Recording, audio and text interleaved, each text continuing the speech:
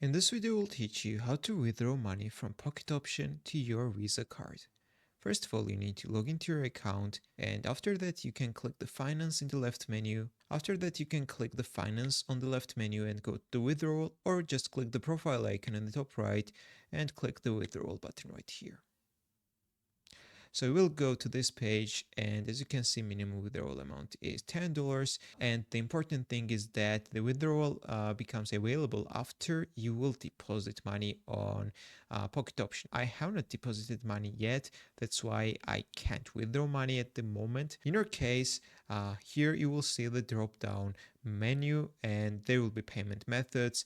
You need to find the Visa card. If you previously used your Visa card to deposit money on Pocket Option, now you will be able to withdraw your money to this Visa card which is linked to your account. So you need to scroll the drop down menu and find the Visa card, then enter the amount of money you are going to withdraw and finalize the transaction. And here's important note that typically withdrawal process takes a few minutes, but in some cases it goes up to 3 business days. So that's how you can withdraw your money from Pocket Option to your Visa card. If this video was helpful for you, don't forget to click the like buttons and don't forget to subscribe.